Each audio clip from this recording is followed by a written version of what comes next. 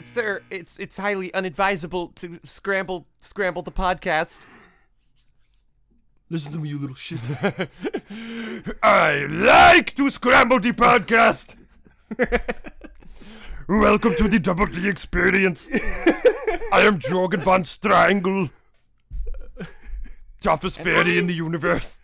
And I'm Cosmo. Pudding! I'm Wanda. Pudding!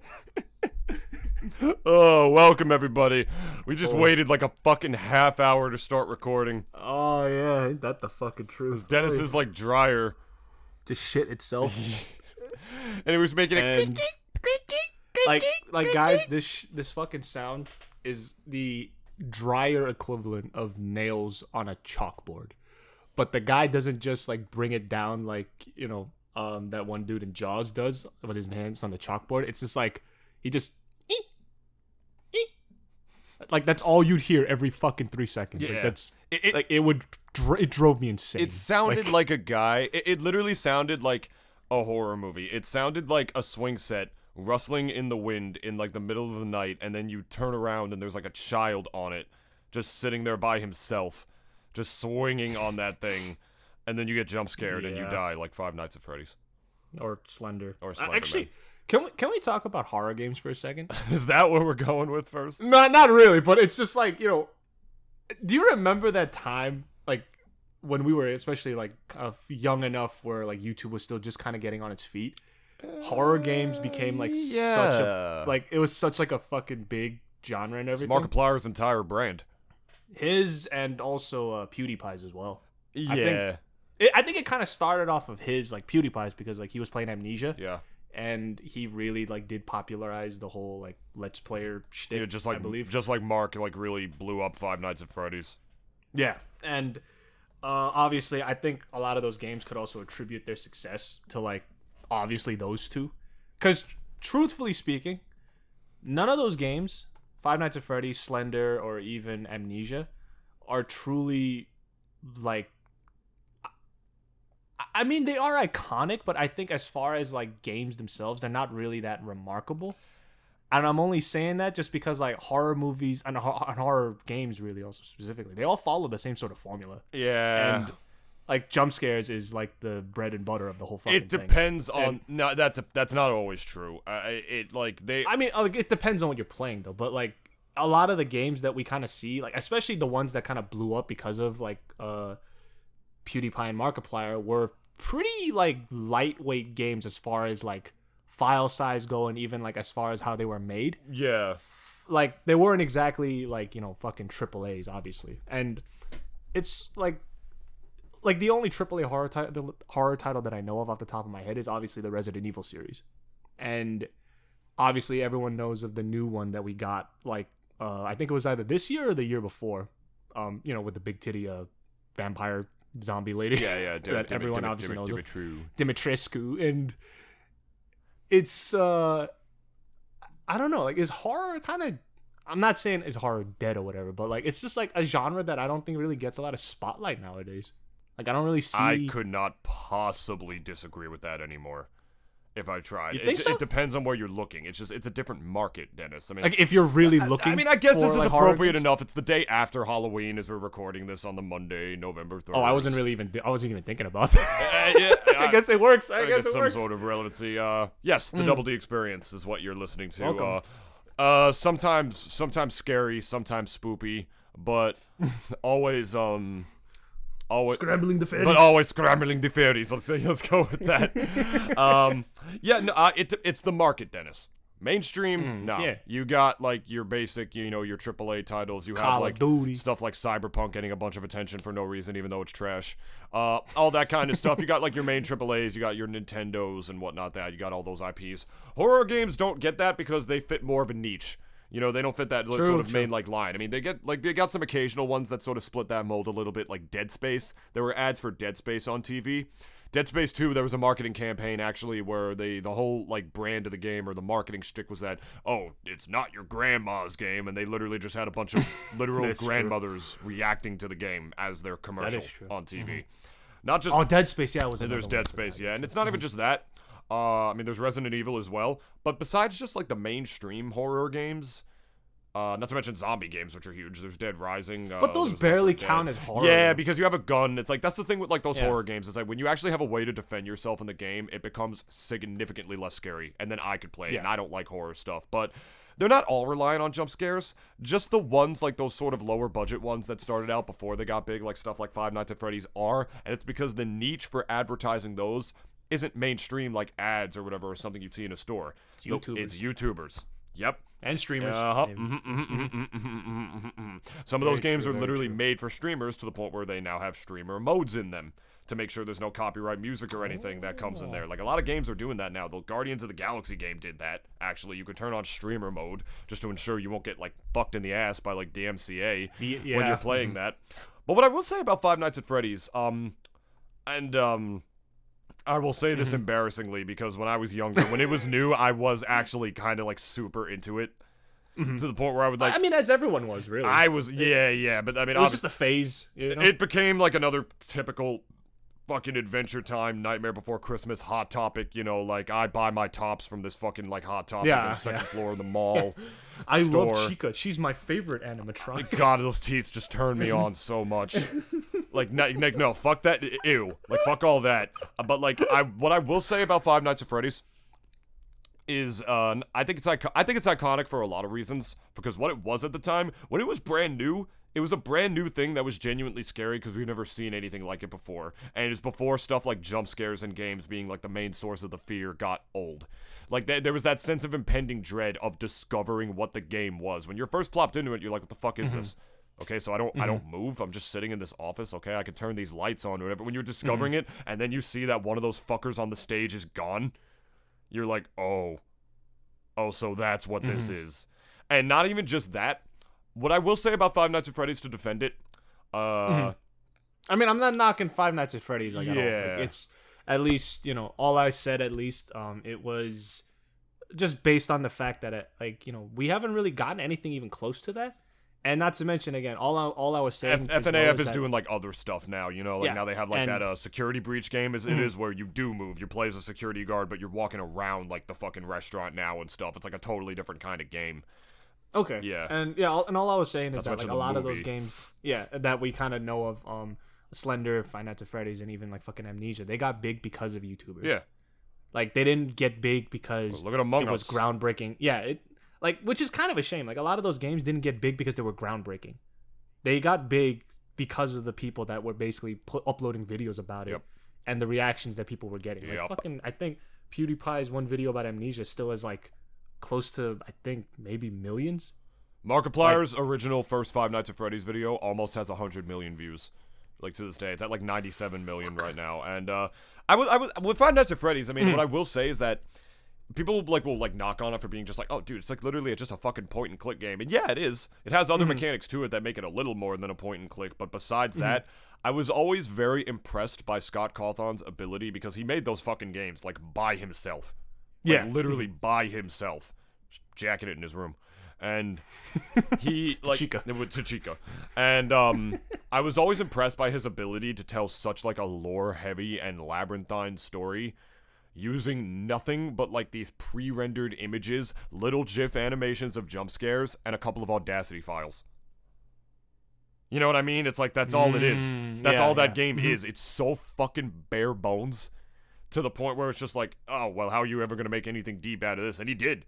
I was like really like kind of into the lore of Five Nights at Freddy's when I was younger. It's actually pretty deep to the point where there are like whole ass novels about it. I mean, I hear they're terrible, but like there are like whole ass novels about it. There's a movie that's coming eventually, which by the way, that Nicolas Cage movie, Willy's Wonderland, that was literally a rejected script for the Five Nights at Freddy's movie.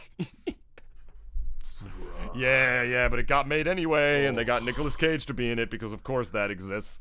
Oh my God, yeah. And of course, Nicolas Cage is in it too. Like, yeah, that's what I'm saying. Of course, they got that to happen, and he doesn't say anything in the entire movie. He's like a completely silent character. God, like I still haven't seen easiest paycheck fucking ever. I still have to see Willy's Wonderland, man. I haven't seen it yet, but like for fuck's sake, it's like when I saw it, it's like, dude, this is a Five Nights at Freddy's ripoff.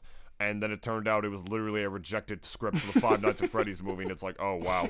Oh, okay. Was Scott part of those negotiations, like, at all? Like, was this... Probably. I mean, I imagine so. I mean, he rakes It is in his a IP, ton right? of money. It is his IP, and he rakes in a lot of money for that game to the point where he was able to make a living off of it. It's funny. You want to know how Five Nights at Freddy's got started? Scott Cawthon, right? Oh. He's very religious, actually. Yeah. He used to develop like little web games and stuff like that for like Christian websites and stuff, like like you know, like youth groups and stuff and Sunday schools. Like he would make little web games and stuff about Jeebus and all sorts of things like that. Then he would start to get rejected by some other ones. He would start to get he started to get like rejected by some because he was told that his art style was too creepy. He was literally told that like the characters looked fake. He's like, they look like some weird looking like puppets or like animatronics or something like that. And then he was like, he went home all sad boy. He's like, oh, they don't like my art. They said it's too scary. Wait a minute. And then he Scary. And yeah, literally that's what happened. Then he turned it into a horror game, and fucking amen. Like the rest was history, and that guy just money after that took off. Yeah. And I can't fault him for that. What I can fault him for is donating like $10K to Mitch McConnell. He's like very far right wing. I do remember we did mention this a while back, and it kind of threw me for a loop because, I mean, John Tron. I guess we'll just touch on that a little bit. No, we don't have to. We don't have to. It's fine. It's fine. But yeah, like it's, and then I guess going into like even Slender as well, like. Fucking, we've had like so many iterations of like the Slender Man game that it's not even like over the years. Scary at all anymore. Yeah, you know what I mean? and it's like it was like the scariest shit back in 2012, but now when you look at it, it's just like, really, this got us. I remember too, like it was some guy like went into the game's files and just broke the fucking game. Yeah, how? Like basically just modded it to hell too, like changed the models around and everything. Like he just fucked with the game like so much that like. It just basically like it became something that it wasn't, and which is like, you know, a thing that all games made on a computer is gonna have, like, you know, especially if you don't if the file's architecture is like stuff that you can't mod. Like people like who make AAA titles, like they purposely do that sometimes so that like at least like game hacks and exploitations like can't be implemented. But fucking hackers in general, they figure out a way all the time. And in the case of like Slender too, like going back to it a little bit, I remember like we had that whole phase like years ago now. Like everyone was talking about Five Nights at Freddy's. Everyone was talking about Slender. Fucking, I had people who weren't even like who I thought like it was like didn't even news trending on Twitter whenever the next FNAF game was coming out. Whenever he posted like a little teaser on his website. Yeah, exactly. And it's so weird now because like we don't like. I remember there was just like such a pretty long span of time that like everyone was just talking about the new Five Nights at Freddy's, the new Slender. Amnesia maybe not so much because everyone still kind of loves the first game like religiously almost. And I remember playing it for the first time myself. Like I downloaded that shit. Like I pirated it because like I didn't have any money at the time. So like when I played it, it definitely was scary. But like it's the way I am with a lot of games too is that I kind of drop them very frequently. Like my library's huge on Steam, and like there's plenty of games on there that I've never touched at all. Like maybe easily 85% of my library I've never touched. Like I just bought the game and I never touched it. I mean, yeah, that's how it works. That's like how basically modern PC gaming is nowadays, especially with all these launchers like Steam powered and like Valve Steam, Epic Games, Battle.net, and all of them. And I don't know, for horror games too. Like it's just, I guess it was definitely out of my own niche because like I'm a strategy gamer, but every now and then, like, I will say the only aspect of horror games that I actually, I guess, found enjoyable was always the reactions. Like, seeing people get scared out of their fucking minds is, like, some of the hilarious shit ever. Yeah. And one of my favorites was this guy who I think he was playing Amnesia. It wasn't PewDiePie, but it was, like, this one video that, like, I remember getting sent to me by a friend. And it was this guy who was playing Amnesia. And he was at a part in the game where like he's basically getting chased by like this invisible spirit, and this dude was just like running around in like this like really dark labyrinthine like basement. And I don't know why this one part always stuck with me. It's just like it's real quiet right now, and his character's not moving, and he's like, hey, yo, I found a bag of Milky Ways like in the middle of like all this shit that's going on. And then as soon as he says that, this fucking like the monster that chases you throughout the game in Amnesia, it's like this disgusting corpse looking motherfucker. Those like things with like the jaw that like drops all the way. Yeah. They like don't have jaws. Their mouths are just, they look like these fucking like weird bloated like leather Corpses, yeah. Muppets. Yeah, and like and then this thing is just chasing him. Like I loved how like the tonal shift went from like he literally even had captions where he's like, oh yo, I found a bag of Milky Ways, and he had like a little smiley face, and then 2 seconds later it just cuts to chaos, and he's just like screaming, guys like chasing him around, he's trying to hide, and he's like scared out of his mind. And the thing was that there was 2 of his friends that were on I think his at the time I think Ventrilo channel with him, and you just hear these dudes fucking dying of laughter, hearing their friend just scream in terror from being chased around. And I even remember like just to get into the season, I was like, oh, I'm gonna play me a horror game during Halloween that night. And it was around the time when obviously like, you know, I grew out of trick-or-treating, so like whenever like holidays like that started to come around, I was like, I'll celebrate it by myself. And I don't remember which game I played. I think it was Outlast something. I was like gonna that. bring up Outlast because Yeah, that game the does not first rely on jump scares at all. Yeah, and It's like, it that was game's straight up definitely- psychological horror. Yeah, and I will like agree with David on that as well. Like it's definitely one of those games that I think really knew how to kind of grip the audience without really relying on like too much. So That kind of scared me a little. Oh, sorry. When you just did that. Sorry. Who changed the world? An amnesia zombie? Then I'm going with amnesia zombies! From now on, every fairy in the universe will be assigned to amnesia children! Now I must return to my path. And guys, we might touch on this a little bit. I might talk about Fairly Odd Parents Toughest later, fairy in the universe.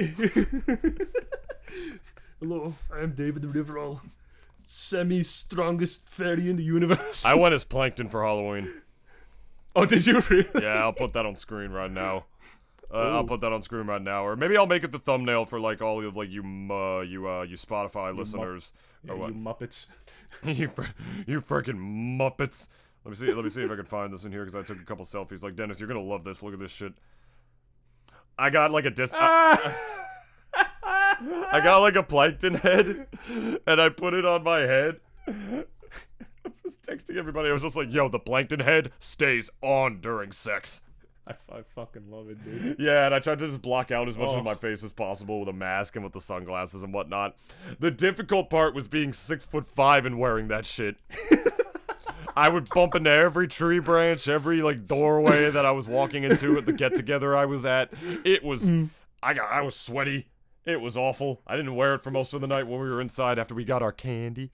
It was like, it was something else, man. But I had fun. David, let me tell you something. And I just realized this. The party that I went to with my girlfriend yesterday, it was SpongeBob themed. Well, what Dude, the you fuck? would Are have you fucking kidding? No, I know. Like, you would have been in your fucking element in that. Shit, There why was didn't you even- tell there me? was I would have even- gone. Because it was in Morristown and 40 minutes away. I don't give a fuck.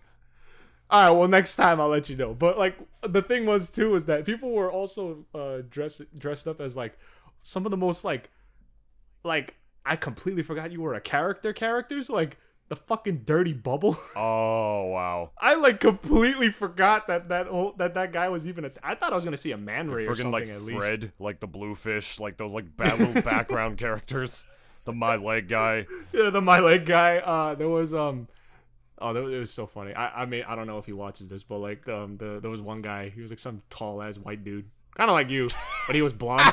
But like he dressed up as Patrick. Oh yeah. And it was just like a pink T-shirt and green cargos, and I'm like, wow. Like, I don't know if I told him nice costume, but like, E for effort, bro. Yeah, I was like, oh man, whatever. I remember actually, my girlfriend. I just took a plankton head and slapped it on my cranium. I mean, I can't even like get mad at people about low effort costumes. I mean, I'm not really getting mad either, but it was just really funny. And like, a friend of my girlfriend's, she actually went as Doodle Bob, and like had like the little cardboard cutout of his face and everything, and like she just like dressed in all black, and like it was just like kind of just like something you put over yourself. And I remember like just at least seeing it like when I walked into their house, and I was just like, yo, is that? And she's like, yep. I'm like, because like Doodle Bob's easily one of the best characters. And mama.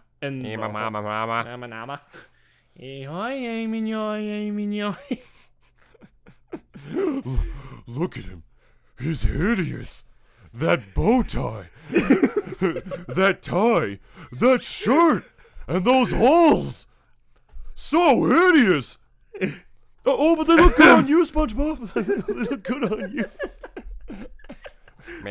Finland. Finland. Was Squidward in that episode? Yeah, I think he just opened the door for Doodle Bob and he just like erased his nose. No, he picked up Squidward and he started fucking suplexing him left and right. Oh, you're right. Outside of the door. Ow, ow, ow, ow, ow. Yeah, Squidward like made a brief cameo in that episode. That's good. Okay, well, I guess in lieu of what's up? You had something else? No, I was just gonna say, just to, I guess, conclude this talk on horror games. Like, we don't. I don't know. I guess we don't really have like a generation-defining kind of game like that as far as horrors go. I mean, I guess the recent Resident Evil, but that was just because everyone was fucking horny. Like no one really gave a fuck about the protagonist or really. I mean, if there were people that... There were diehard Resident Evil fans, Yeah, I yeah. guess, but all the new people, the streamers and stuff, were just like, oh, mommy milkers and... Yeah, Dimitrescu. That's what... I think it's pronounced Dimitra or Dimitru or something like that. I think it's like one of those weird French ones where there's like a whole extra No, syllable. it's she's Romanian. Yeah, my bad. So like I don't know how the pronunciation goes over there, but yeah, she's Romanian. I But love that Luigi's Mansion picture where he's like reading the Game Boy Horror. And he's like fucking in like the castle. Plumber, you will learn what it means to respect House Dimitrescu. That means there was also like, remember when Capcom did their whole like their showcase for the game? No. It started with her. Yeah, they knew. Yeah, because they knew. Capcom knew what the fuck. Exactly. Like, you know, it's like we got to get these people with boobies, like titties. That's how we gonna get this game to sell like hotcakes. Titties. That's what we got to advertise. But now we're also going to talk about Fairly Odd Parents for a little bit. Oh, is that what what we were gonna do? Just for a little bit, because I've been on an old cartoon binge, and I gotta say, I still go back to those shows now, and I still even see clips every now and then of like moments from the show, and it still never fails to make me laugh. Especially, I don't know, Fairly Odd Parents. Like, I actually liked Fairly Odd Parents more than Jimmy Neutron. A lot of people did. Yeah. And because I know a lot of people didn't like Jimmy Neutron's like 3D animation sort of style. Fairly Odd Parents is definitely more well known than Jimmy Neutron, or at least more iconic. Yeah. I think. I think most people can agree to that. The humor also was, I would not say better, because Jimmy Neutron also had plenty of moments when it did make me die of laughter. I think Sheen was also the funniest person in that whole fucking show. Either him or Hugh. Hugh, and I guess unintentionally sometimes Carl. Hi, Jimmy's mom. I got a little surprise for you. And like, What we have is beautiful, and you can't destroy it. No, righty then. going. Hugh lets himself be cucked by Carl. I love those fucking meme videos that people are bringing out. Shane, you seem kind of down lately. What's wrong? I don't know. I took a perk 30 and shit hit different.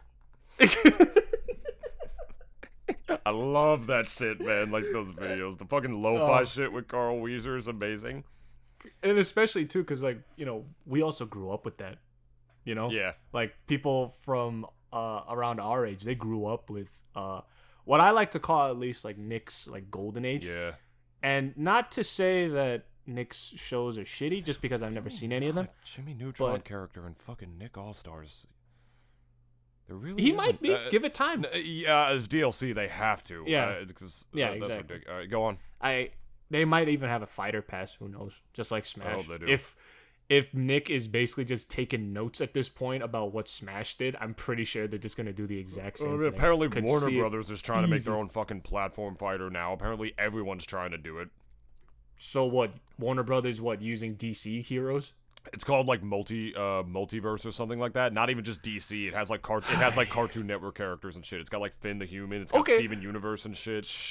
Johnny Chowder, Bravo I think. kicking. And Johnny Bravo. Oh my god, if Oh there's a my fighting God. game where I can make Johnny Bravo. If- If it does well, I Drive would, me wild. I would definitely at least try it. I guess it's just another trend that a lot of other companies are following, just because at least as far as Warner Brothers go, we got the Injustice, I guess series or a movie. No, those they're both, I think. Are they? Okay. No, just the games, as far as I know, and those games are pretty Yeah. popular. I mean, especially with the Mortal Kombat community, because like when there's not a Mortal Kombat game, and the latest one is the Injustice one, that's the latest one they play. Like they're called like the NetherRealm fighters, because those are the fighting games that NetherRealm Studios makes. Right, that's true. Yeah, like Okay. they basically they alternate between Mortal Kombat and Injustice every couple of years. And like speaking of like old shows again, like I guess I don't know. I've just been feeling a little nostalgic because I remember just randomly days ago, like last week, like I just decided, hey, look, I got so many Fairly Odd Parents clips that I was just like, fuck it, like let's just watch an episode again. And it was the episode, I think that everyone remembers Norm the Genie, for all your Fairly Odd Parents fans out there, and how I think Norm, I even bet like Norm also like did that part like effortlessly. Like this is just Norm McDonald. Yeah.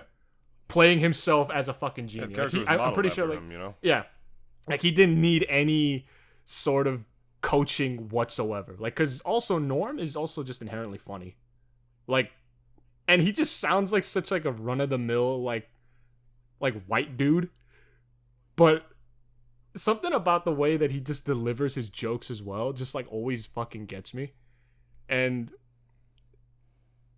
also, like, even speaking of, like, memorable characters as well, like, fucking, we've been quoting him, like, this entire fucking episode. Fucking Jorgen von Strangle, toughest fairy in the universe. Literally, all Jorgen is, and I'm pretty sure everyone fucking knows, is a Arnold Schwarzenegger carbon copy. And I don't even care either. Like, I know, like, people think, like, oh, like, Jorgen's, like, so unimaginative and shit. He's just an Arnold Schwarzenegger ripoff. And I'm like, yeah, that's the whole fucking point. Like, Jorgen he takes Arnold, he puts his own fucking, excuse me, he takes Arnold and he puts his own spin on it, man. Like Darren Norris, his whole role isn't even just like to be an Arnold Schwarzenegger like clone or whatever. Like Jorgen also has the role of a leader. He has the role of like that absurdist comic relief sergeant character as well, and the drill sergeant character, which every good show has to have. A lot of those quotes that I was saying before were just like, are you prepared to adopt us if our daddy dies? No, but I'm considering an extremely late-term abortion. Like, that's from the Venture Brothers. That's Hunter Gathers, who is like that show's drill sergeant, like, archetype character. Every good fucking show needs one of those. You already know the drill, but... you already know the drill sergeant. Happy Halloween, everybody. I hope you had a good one. Countdown to Thanksgiving. Right. Not Christmas because the Christmas season didn't start yet. Fuck you, all the stupid advertisements. Christmas doesn't start when Mariah Carey says so. I'm honestly already, like, I haven't turned on the radio yet, but I'm expecting Christmas music to hit either this week or next It's definitely week. already there. It's like November 1st is legit when they do it now. It gets earlier every year. I mean, not to sound like a boomer, but it's dumb. It really is. dumb. It gets maddeningly annoying sometimes, and it's the reason why like I'm so glad we have like Bluetooth, and even like if you're still like using aux cables, like honestly, people rather would just fucking put on their own music than listen to the radio.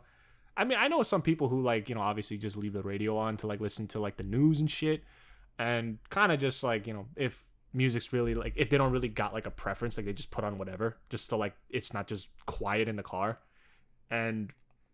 But like if I had to listen to Christmas music, which Christmas music is, I really hate to say it because there are some Christmas songs that I do kind of like. After you listen to it for about like 10 years of your life, they all start to sound the same after a while. You know what I mean? Just like, they're just kind of there, and you still enjoy them, but like, you zone out to them so much because they're just so ingrained that it's there. It's like it's like what they tried to do to us for like the national, not the national anthem, the Pledge of Allegiance. Yeah, it's like that brainwashing shit. Yeah, it's the Christians trying to get us again. I don't know, but and I have my own, and I have my own feelings with like having basically having us brainwashed to like know this pledge from like beginning to end, like, and never forgetting it because we were always forced to stand up for it, like when we were kids. And I don't know, Christmas songs are almost kind of in that same vein, just because like we only hear them every 2 months a year, November and December, and because October is obviously Halloween season, and we've all know the songs. Like even if you don't know the songs, like know the songs. Everyone knows like like I also still think like Rudolph is a terrible like fucking the song sex because version? like Sounded like you were about to nut that whole time. can you imagine? It sounded like your girl's like got like a little red nose on. It's got like the little like Playboy bunny tail on to look like a reindeer. Got like antlers and shit for you to fucking hold on to. It's like you're just like prone boning her from the front. I cannot wait to see the Christmas porn from Brazzers. I cannot wait. Feeling kind of blunt. That shit where like you unwrap the present, like all they're wearing is just like a bow, like a giant bow cock. that like across like their whole body. Or their dick. I definitely do want to wake up one day, have a wife who just like, she just doesn't get me shit for Christmas. So she just like puts a bow tie on herself in the morning and just waits for me by the tree, and she's just like, "Hey, your present is me," and I'm just gonna be like, "Bitch, where's my Hot Wheel? I wanted the new Mach 5 Hot Wheel. I wanted to switch OLED, babe." God. She's like, wait, like she's actually like kind of like dumbfounded, like, but wait, like, you don't want to fuck? Like, don't It's you like, want to? no, of course. Don't you want to unwrap me? What was last night? What did we do last night? Last night was Jesus' birthday. We always fuck on Jesus' birthday. It's the best way to honor him. You know that, babe. Well, Yo, like Jesus had pussy before he died. He had to have. I don't care what anybody no, real shit. Some like archaeologists, like some historians, actually believe that he did like have a like consensual thing with Mary Magdalene. Well, there you go. Yeah, like some people actually believe that. Like they found like some old scriptures or some old writing on like some fucking like tombs or walls or whatever that literally like that had like some verse about like dwelling with her or something like that during his time on Earth. So, but that scribe probably brought that to the head priest and was like, and they were all like, "Nope, we ain't putting that in. No, we're putting that in. This guy has to be as squeaky clean as fucking possible." Yeah, but no abortions though. Put that in. Make sure that shit gets in there. Well, I got a topic. You're gonna like this one. Part of me feels like I should have opened up the episode with this, but who cares? Dennis, oh boy. Oh boy. This news just dropped today, the day of the Monday that I'm recording this. There's a new Garfield movie.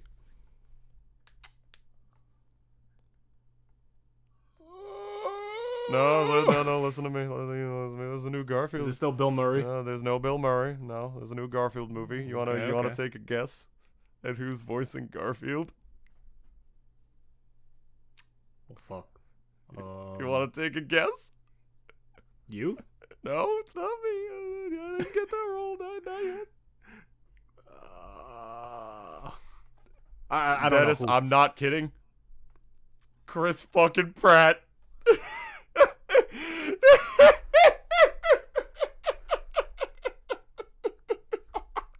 What the fuck?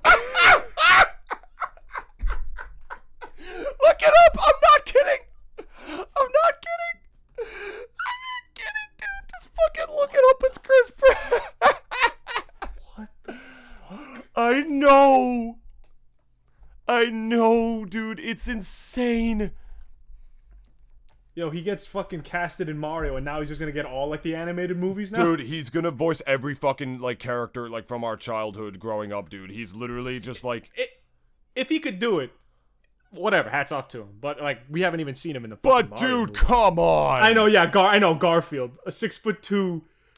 He may be 42 years old, but this guy still looks as if he's like 25. Look, the voice aside, we talked about this in like the cast list that we went down in. Is a couple episodes ago, we went down the cast list for the Mario movie. Did a whole episode on our thoughts on that. Give that one a listen. I think that was a great episode.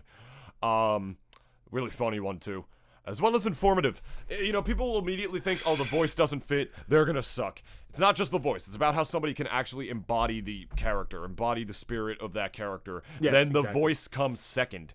That's usually the things that happens when a new character is created. Like a voice actor, like they'll experiment a bit to discover the voice of that character as they go on. They put a little bit of themselves into it first, otherwise they're not going to be able to find it, and that's how they make it iconic. Whenever there's a new character in a show, casting directors always like cast them as if they're about to make the next Bugs Bunny.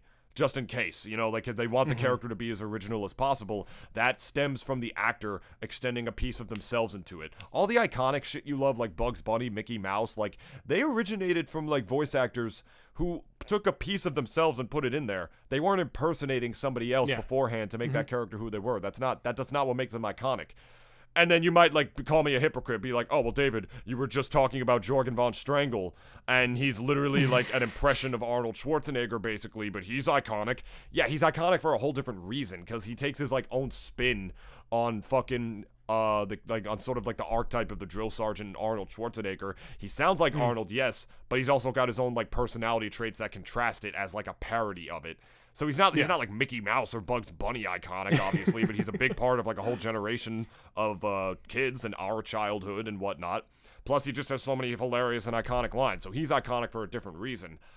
Mario, though, whole different ballpark. I mean, the voice could come later. I think Chris Pratt could maybe do it just because, like, he usually is the protagonist, like the everyman hero type. I still think he's like the worst casting in that film. But I think Chris Pratt could do all right as long as the voice isn't completely horrendous. Yeah. But Garfield? Yeah. What the fuck about fucking Garfield made you think of Chris Pratt?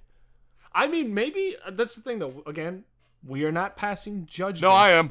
Because, okay, all right, David is. But at the very least, I'm not passing judgment just because we haven't even seen the movie. Here's the thing, though, too. I'm probably not even going to watch this movie anyways to begin with. But maybe there was just something that the casting director saw and was just like, all right, we got to put this guy they saw in. billing. But, like, they saw billing. They saw putting Chris Pratt's name on the front and having it be there. They literally Google most likable actors, and that's what they based this shit off of first. You know that, right? I know, but at the same time, though, it's like, he could surprise us. We still don't know anything about either Garfield and, more importantly, obviously, the Mario movie. We just don't know anything. We haven't even seen a trailer. We haven't even seen a preview. Dude, I don't know. I'm being just a bit more neutral about it because, again, I am hoping that movie takes off because I want an NCU. I want a Nintendo Cinematic Universe if this fucking thing does well. But, again, I also I know everyone's reservations on Chris Pratt because as far as him being a voice actor, we don't really have that much of a resume from him. No, he does. He's got the Lego movie. He's got Barley from fucking Onward. He's done a lot. But as far as a role as this, though, as Mario is what I mean, though. Him basically trying to emulate, or at the very least, like, do a voice for an iconic, as an iconic character as fucking Mario. That's like a big fucking pair of shoes to fill. Dude, he literally has the greatest agent ever, man. He like MCU, fucking Steven Spielberg when he was in the Jurassic World movies. Super fucking Mario he got to be. And now Garfield. It's like literally if there's like a king of like a certain medium, like Mario for video games, Garfield for comics, it's Chris Pratt. It's like Hollywood's like it's like I feel like he's like the male Scarlett Johansson. Where he just gets casted and everything. Like, he gets treated like he's the only actor in Hollywood now. I don't know who that man's agent is, or I don't know how much dirt that Chris Pratt has on every single Hollywood executive that exists. He probably knows each and every child that all of those fuckers up there have fucked, and he's got hard evidence and proof locked up in his phone, and Chris Pratt can just get any fucking role he wants now, lest he destroy Hollywood from the inside out. And Chris Pratt, I hope you do that one day, my friend. That would really, after your whole career, that would personify the badass characters that you've played. If you go out in real life like, yeah, all these guys are pedos, and I have proof. And he just walks out of the award ceremony. He just drops the mic and like leaves. Thanks for the Oscars, bitches. And the thing is too, like I mean, everyone obviously is aware of the fucking real shady shit that Hollywood has done over the years. And I remember there was even one dude who obviously, I think he came out in public and this was years ago. He tried to basically talk about it like on air, and like I think the interview was saying like, you are ruining this whole thing for us right Someone now. was interviewing Chris Pratt and they said that. No, not Chris Pratt. It was another actor okay. From years before, yeah. And maybe we need a Chris Pratt. Maybe Chris Pratt is gonna be our Iron Man. No, I Hollywood, love me some Chris Pratt. Yeah. I ain't gonna lie. So I mean, David. But Garfield. I know, yes, but Garfield. But what? This is the thing too. Like I think Garfield is also gonna be the testing ground, for Chris Pratt, because this is his one animated movie. It might be more obviously down the line, but before Mario comes out. But if he can do it well, I mean, again, what do you like, mean his one animated movie? No.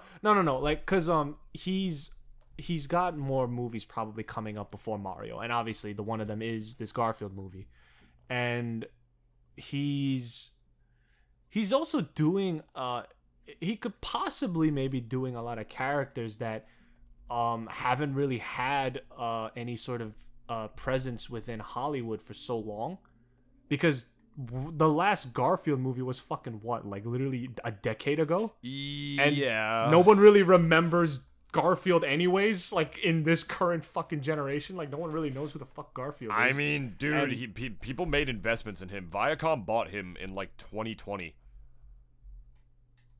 They bought him in 2020, but the years before that, there was really nothing going on with Garfield. Evidently, I mean, like, all right, I'm just gonna Google this. How many people read Garfield daily? Because the thing is, it's like, yeah, the newspaper medium has died out, but obviously there's still webcomics. You know, webcomics were a thing before that, and Garfield pretty much just jumped the mold and is still doing that ever since 1978. Man, Garfield's like, Jesus.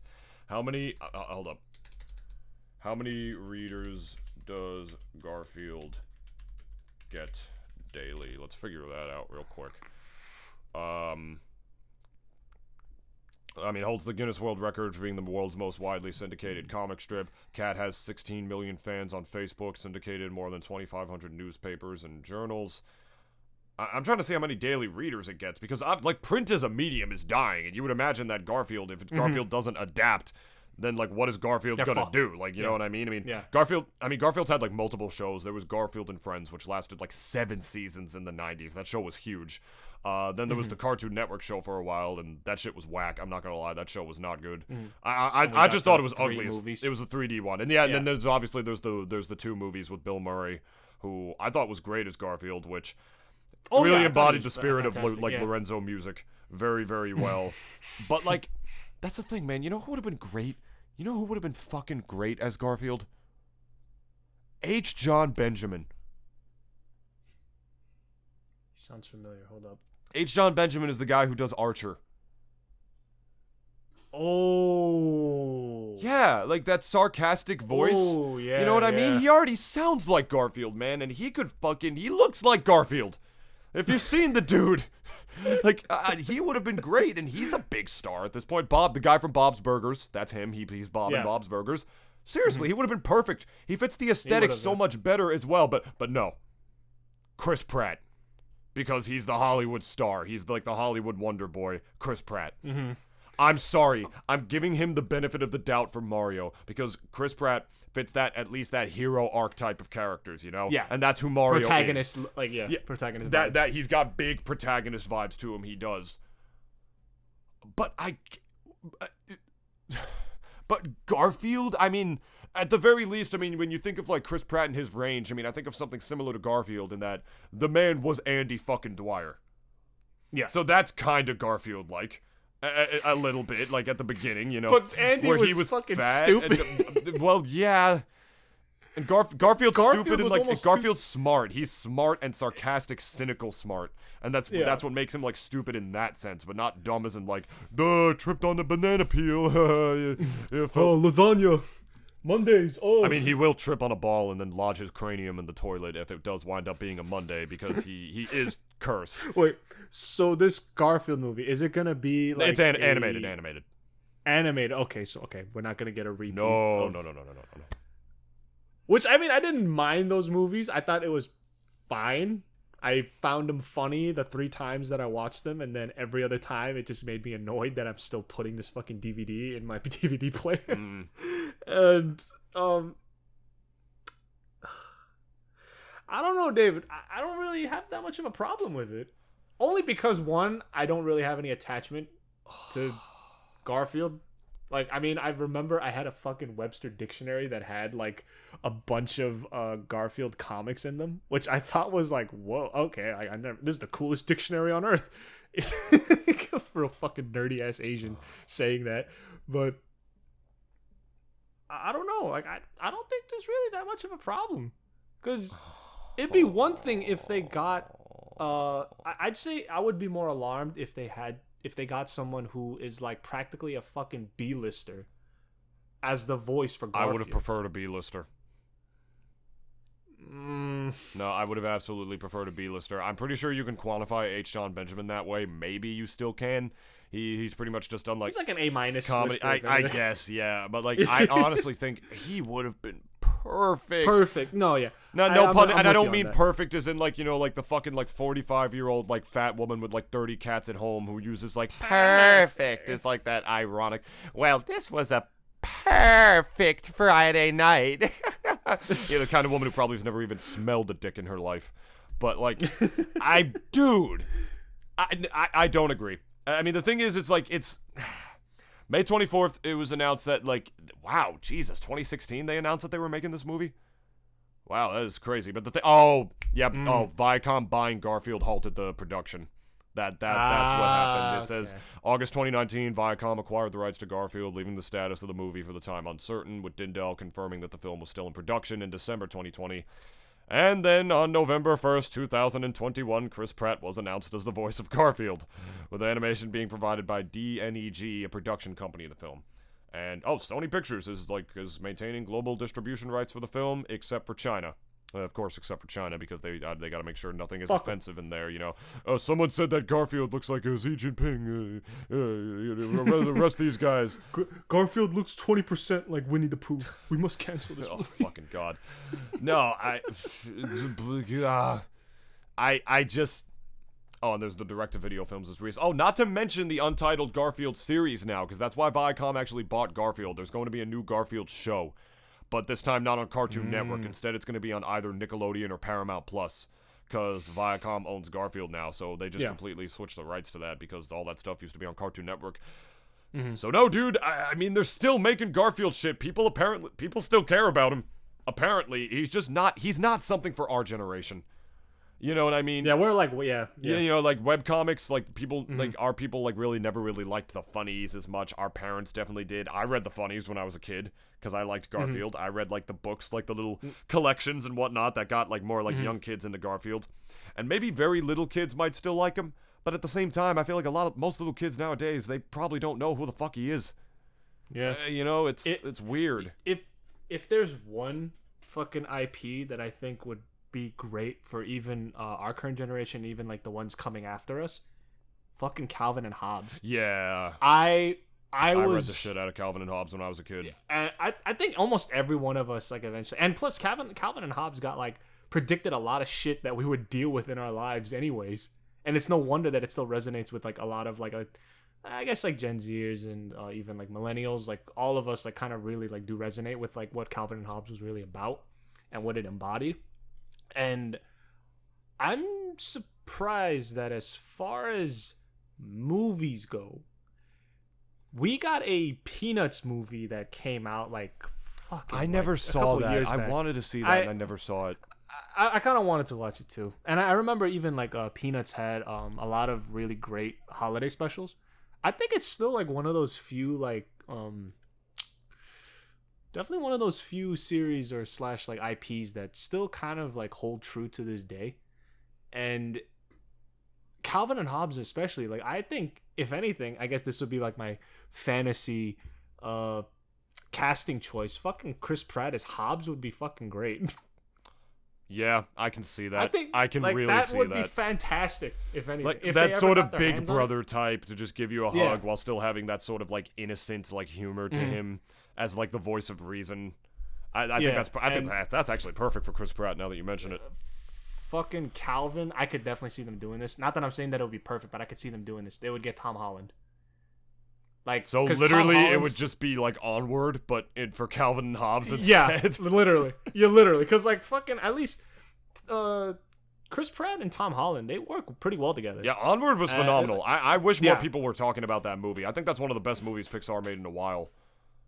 And I was even going to talk about Pixar. I was even going to talk about him, but like I remember talking about it with my brother for a little bit. That like I think nobody really gives a fuck about Pixar's like actual movies now.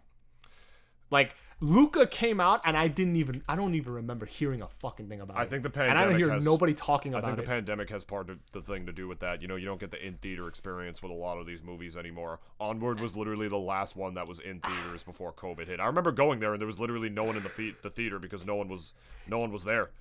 No one was around. Soul? I don't know if that was the movie, but like it was that one where like the jazz teacher Yeah. he dies and his spirit goes to heaven or whatever the fuck.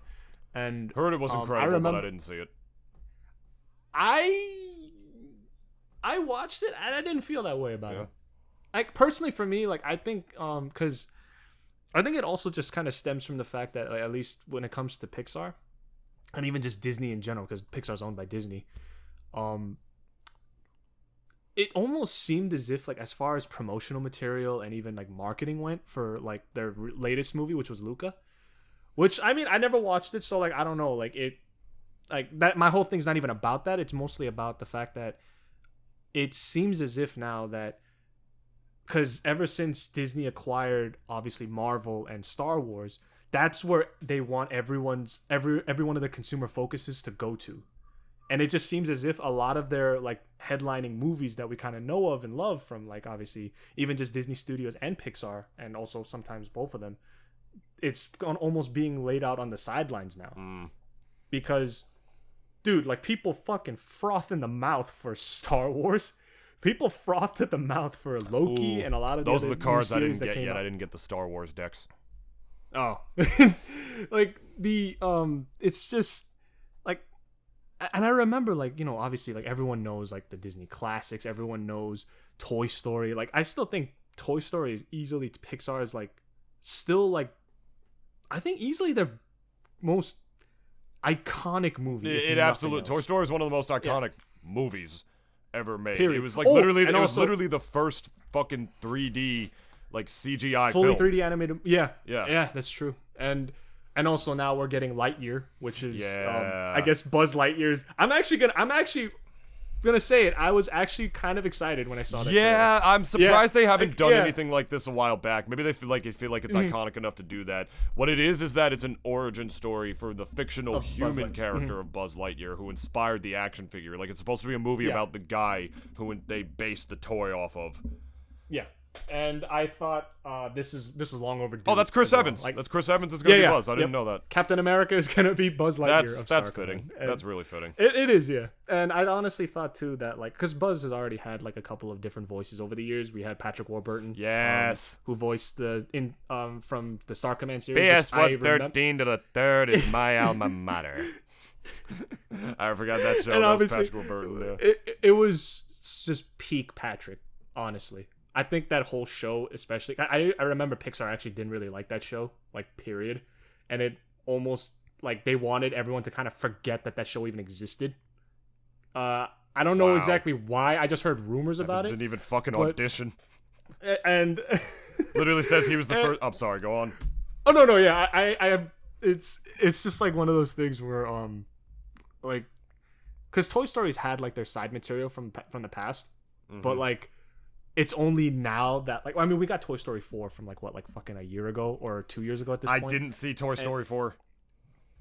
Just saying, I know you did. I know you didn't like it that much, but like I thought it was alright. But I mean, I think now like since I think for the most part the Toy Story stories are all wrapped up now, like the characters within Andy's universe and everything, like they're all like kind of wrapped up now. They're gonna make stories another one eventually.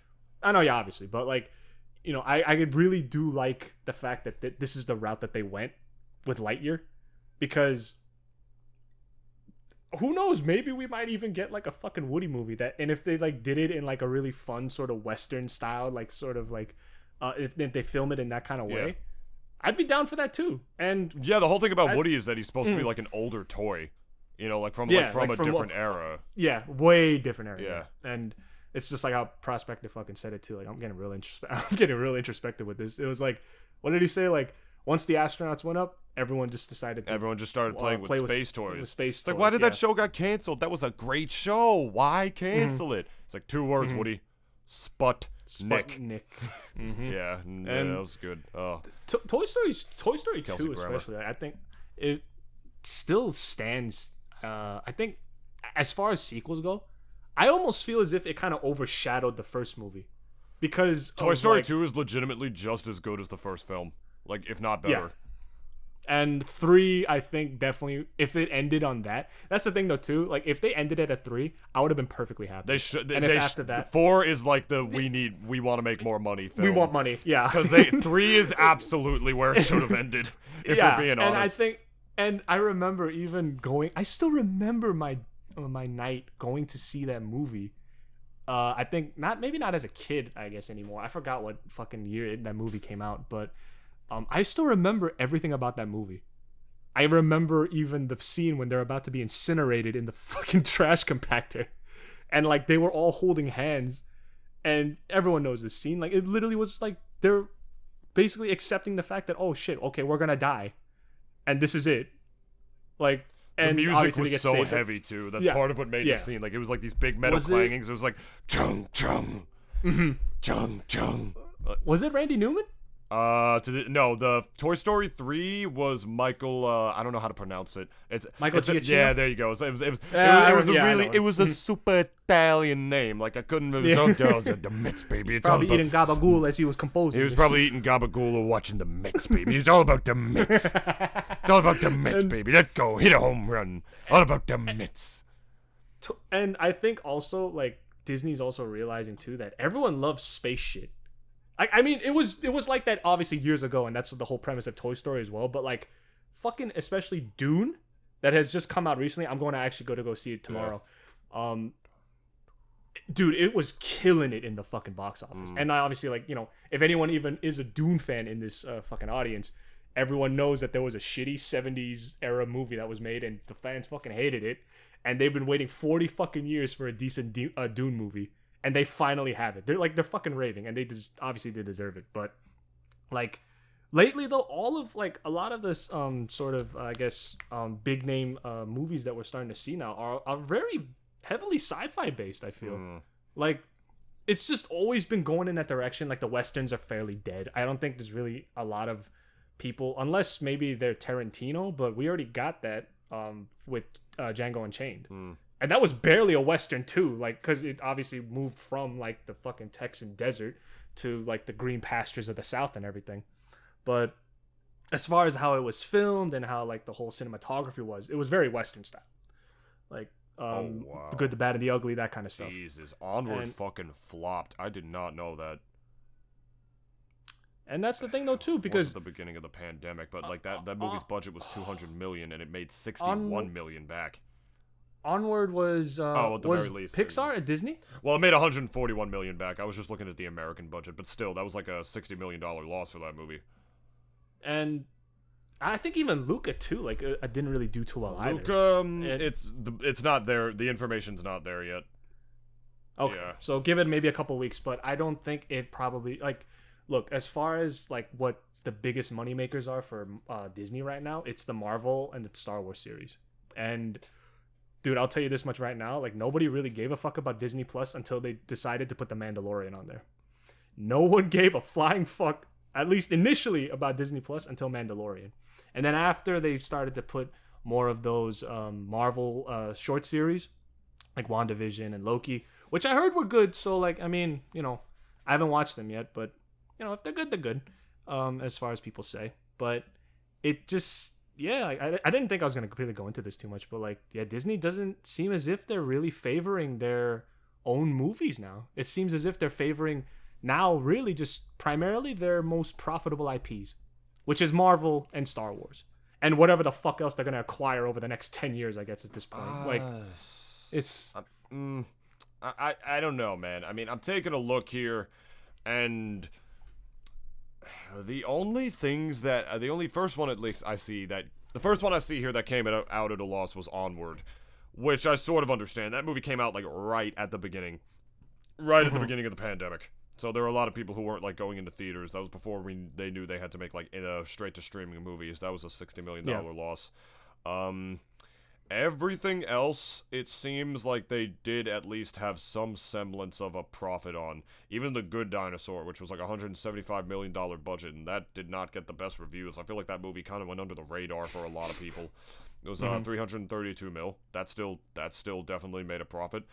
I feel like every fucking Pixar movie like go positive except for Onward? That would be so fucking depressing. I love that movie. Yeah. Hold on. If that is true, like, I mean, oh shit! that's the thing, like, I think it is. It is. Is it really? Oh fuck! And that's what makes it sad too. Because, like, we all know like Pixar to make like fucking fantastic movies for the most part. Like throughout our entire lives, like, when we were growing up, Onward like, we obviously Onward was so much more creative than like a lot of like fucking Pixar's recent films. What was before that? Toy Story 4, the fourth movie in this fucking franchise. Okay, before that, another sequel. You fucking betcha. Incredibles 2, right before that. God, really? And Incredibles 2, holy fuck, that movie fucking blew the fuck up. $200 million budget, 1.2 billion. Yo, but it was only because of Elastigirl's ass. I mean, facts, but like, I saw a lot of Elastigirls yesterday at my work. I saw a lot of Elastigirls. Most of them were black. Hey, so let's go a Blackster Girls. It don't matter. Let's go a Blackster Girls. Like, keep on rocking. Definitely don't give a fuck whatever like the skin color of a character is. If you want to dress up as them and cosplay them, you fucking do it. Unless it's racist, unless they're like a white dude and you're trying to be like fucking Will Smith for Halloween. And you like do like blackface and shit. Like, no, that's not okay because there's a little bit of history to that. But like, true. And there was that white kid that tried to dress up as Jesus and then got sent home from school. Yeah, Black Panther, which I thought was fucking bullshit. Like what if? Because it's like the same thing if like a black kid wanted to dress up as Captain America. Like, who gives a flying fuck? Well, if a black kid tried to dress up as Captain America and they said no to that, then boom, you're insta racist. But then that's why I'm saying like the double standard's bullshit though. When they're kids, I agree. When they're kids, I wholeheartedly agree to that. Like, if the kid wants to do it, that's one thing. Yeah, that's what I mean. If you're a kid, if they're obviously grown-ass adults, and it's the other way around. I'm like, you're doing blackface. It's like, okay, not like actual blackface though. Right. If you're just wearing the fucking costume, who gives a shit? Yeah. If you're not going that extra mile for quote unquote authenticity, it's like, you know, that's like where I'd say like, yeah, maybe don't put the fucking face paint. Don't be that person. Maybe like, just don't. Like, it's like, you know, literally, like, who gives a flying fuck? If you want to dress up as whoever the fuck you want, then dress up as whoever the fuck you want. Just, you know, obviously within limits. Just don't be that one guy who's gonna dress up as Hitler and think that people are gonna compliment your costume. Oh, like you're gonna get... Oh, dude, hold on a second. Soul as well. Soul operated at a loss. Yep. Both of Pixar's last two movies did. 150 that's million plus for Soul. Only made 120 million worldwide. David, this is why I'm saying. Oh, wait a minute. No. Was that during the pandemic? Yeah, it was during the pandemic. It says other territories it released, and that's where it made 120 million. But then the information is not. It's void for America. Never mind. I take it back. That movie probably. Yeah, because everyone was streaming. Yeah, it never mind. It probably went positive. And the thing is too is that like not that I'm like really dogging on Pixar. We're gonna wrap this up, guys. It's just so like kind of weird now because like this is where Disney's focus is going in now because like ever since they acquired Star Wars and even Marvel, like on record and historically, those have been their biggest money makers. Like they made $1 billion+ off of Endgame and also Infinity War. Easily was the biggest cash payday of their lives, and nothing has come close ever since for them. And I know for a fact that the MCU's trains, the wheels ain't gonna stop ever. And I don't have really a problem with that because, like, you know, sometimes they do make really shitty movies. Like, I think Captain Marvel was like fucking boring, like, and it was just really not really well thought out in my opinion. And this is not even a dig against Brie Larson either, like, which I know a lot of people had like a big problem with her. But, you like, are not the only one who did not like that movie. Yeah, and like, you know, if you liked it for other reasons, like, whatever, I'm not taking nothing away from you, but at the very least, like, you know, sometimes they do make pretty shit movies. Like, no one really remembers the Hulk movie. No one fucking remembers those movies. There wasn't an original Mark Ruffalo Hulk movie, was there? No. Yeah, I was about to say it was another dude. It was Ryan. It was not Ryan Reynolds. It was fuck, who was it? It wasn't Ryan Reynolds. It was. All right, hold on a second. Some other fucking guy. Because it was another. It was another actor. Yeah, the incredible. Another actor. Yeah, it was Edward Norton. It was Edward Norton. What did he play in? Anything else aside from that? Like, is he known for like any specific Edward Norton? Yeah, it was fucking American History X is one. He's the dude from Fight Club. Oh yeah, shit! Edward Norton's done a lot of shit, dude. He's a known actorino.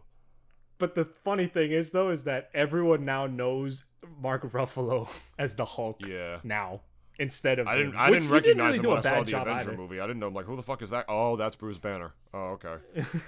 Oh, that's supposed to be Banner. Oh, that's supposed to be Banner. Right. Yeah. And again, like, it's kind of unfortunate that, like, at least Marvel's going in that direction. I mean, they're still making good shit. Like, a lot of their Star Wars and Marvel stuff aren't bad at all, but I don't know. The thing is, too, is that, like, I really do feel as if, like, that's where all the manpower and focus is going to now, is not their headlining movies. Because we haven't even gotten, like, a fucking other Disney princess movie. Not that I'm excited for one, but, like, you know, we haven't really gotten another one ever since Frozen 2. And that's supposed to be, that's, like, Disney's big shtick, too. Like, fucking princess movies. They're not even talking or touching that anymore. And it's a delicate market now. They have to fit into a lot of fucking, like, you know, like SJW norms and shit, as well as they also have to be self-aware of that shit as well. Like, there's such a different formula to fit the modern generations of Disney princess stuff as opposed to old films, and that's because the times have changed. You know, they have to fit they have to fit what the modern woman wants. You know, I will even say that we will never get another movie like Pocahontas ever again from Disney. No fucking way will they ever do something like that ever again. There was also that Raya movie. There was that. I didn't see that. Raya the Last Dragon, something like that.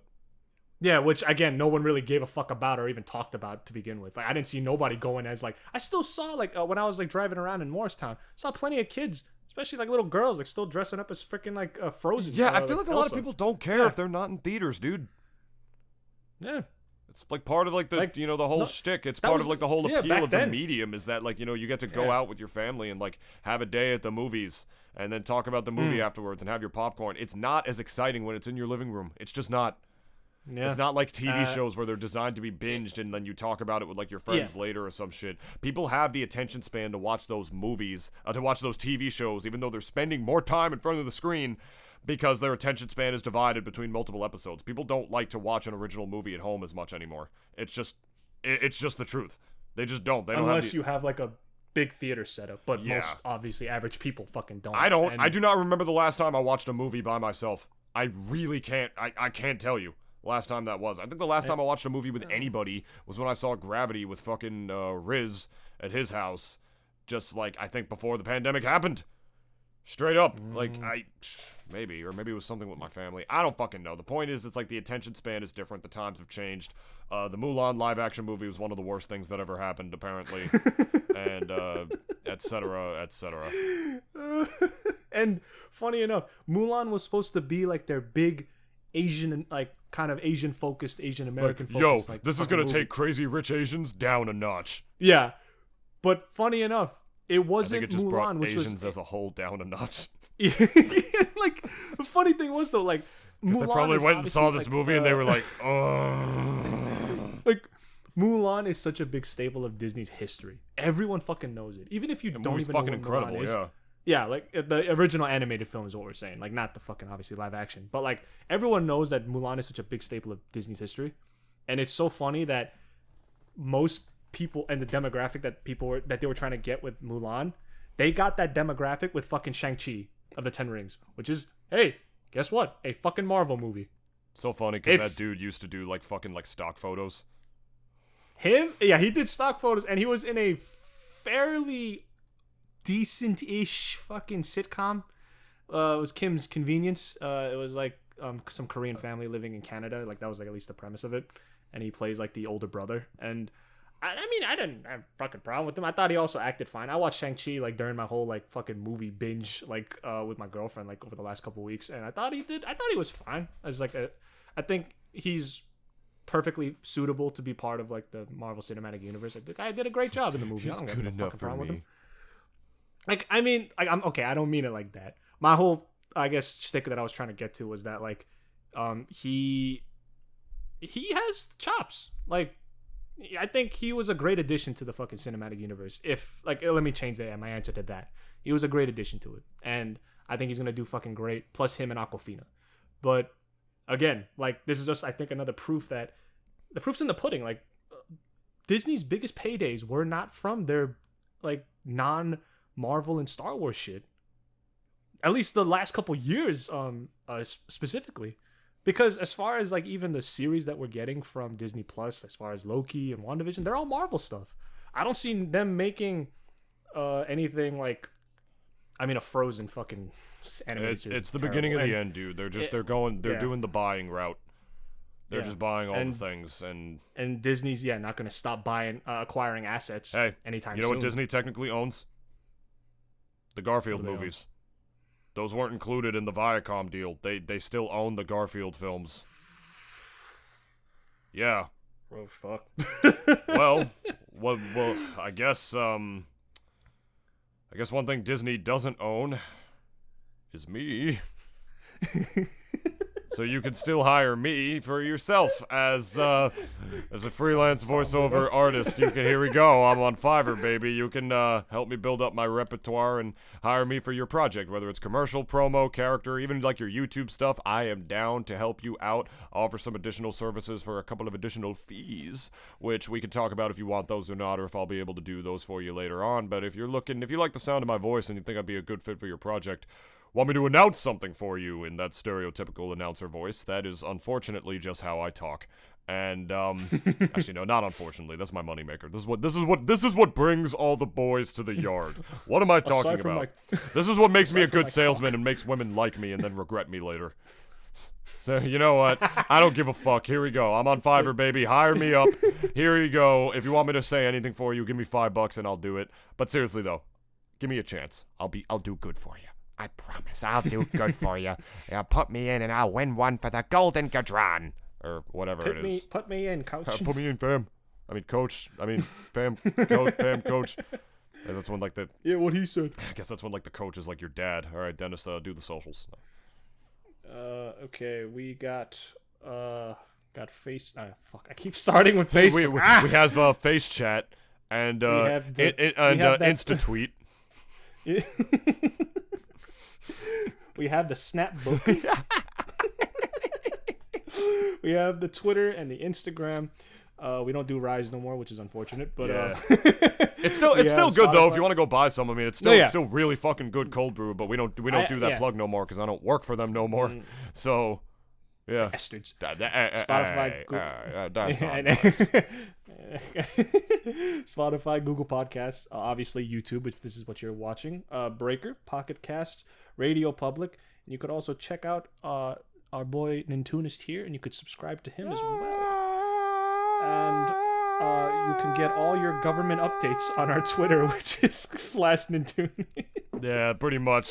I'm literally reading these plugs from like an episode like fucking at least it says 9 months ago. It feels so much fucking longer than that. Like I swear to God, like get the Nintoon Nation government updates, as I used to call it back when I gave a shit about that. Also follow our Instagram because Dennis posts memes on it. Yes, and we also are very happy whenever you press that thumb button, and it's not my uncle's thumb. Yeah. In my ass. Yeah, because that's not the same kind of thumb. That's not the thumb you want. And thank you for all your lovely comments and you telling me that you hate me. Yeah, you guys have been giving the podcast a lot of love lately, and we actually do genuinely appreciate that. If you want to extend that love further, leave us good reviews on Apple Podcasts and shit like that. That actually does help with our... definitely helps with our SEO, if it were. And definitely just tell your friends about our podcast. We definitely want more people to listen to it as well than the ones we got. I mean, we're very grateful for you, but we want the community to grow and become a blossoming flower. No, we're not gonna fucking go with one of the Bane just shit. like the Pinkman that I have on my phone now. There's a Pinkman application. I'm going to send mine to go collect the remnants of Ra's al Ghul. And fulfill his destiny. I'm going to have my Pinkman carry the bombs. Take it. Planet Hakatate is yours. Talia, your tongue is required.